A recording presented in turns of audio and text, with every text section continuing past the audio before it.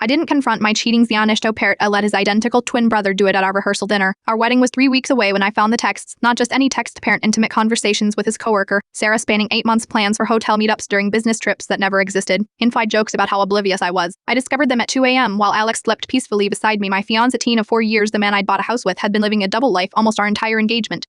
My first instinct was to wake him up screaming. My second was to call off the wedding immediately, but something stopped me. Paired the realization that Alex would just deny everything, manipulate a situation, and make me look like the unstable one. He was always so smooth, so convincing. That's when I remembered Michael, Alex's identical twin brother. Michael and Alex hadn't spoken in 3 years after a falling out over their father's will. Alex had told everyone it was because Michael was jealous and unstable, but I'd always wondered if there was more to the story. I found Michael's number, parent, still saved in my phone from years ago, parent, and texted him at 3 a.m. I need to talk to you about Alex, it's important. We met at a coffee shop the next day. I showed him everything, parent, the texts, the hotel receipts I'd found, the lies about work trips. Michael just nodded, unsurprised. He did the same thing to his college girlfriend, Michael said quietly, and then convinced everyone she was crazy when she tried to expose him. I asked Michael why they'd really stopped speaking. He hesitated, then told me Alex had forged their father's signature on loan documents before he died, stealing Michael's inheritance. When Michael confronted him, Alex threatened to destroy his reputation if he went public. He's always been able to talk his way out of anything, Michael said. No one ever believes he's capable at what he does. We sat in silence for a moment, then Michael looked up. The rehearsal dinner is at Riverside Rel, right? Friday at 7? Do you trust me? He asked. 3 weeks later, I was sitting at our rehearsal dinner, surrounded by 60 guests, parent, my family, Alex, his family, our closest friends. Alex was being his usual charming self, working the room,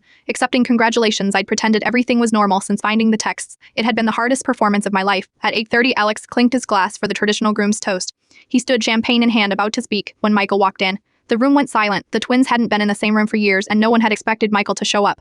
They were truly identical, parrot, same height, same features, parrot, except Michael had grown a short beard since I'd seen him last. Alex froze mid-sentence. Michael, what are you doing here? Michael smiled. I wouldn't miss my brother's rehearsal dinner. He walked to the center of the room, pulled out his phone, and connected it to the restaurant's Bluetooth speaker system. Before Alex gives his toast, I thought everyone might like to hear some of his greatest hits. The color drained from Alex's face as Michael played the audio files I'd sent him, pan recordings I'd made of Alex's phone calls with Sarah over the past 3 weeks. Explicit conversations, plans for their next meetup, jokes about our honeymoon and how he'd find a way to text her from the beach. Alex lunged for the phone, but Michael Pert, who had 3 inches and 30 pounds on his older by 2 minutes, brother Pert, easily held him back. To hear is more, Michael announced, scrolling through his phone. Alex, should I play the call where you discuss the money you took from Dad's estate? Or maybe the one where you talk about how you are only marrying Emma for her family connections? The room erupted. Alex's mother was crying. My father had to be physically restrained.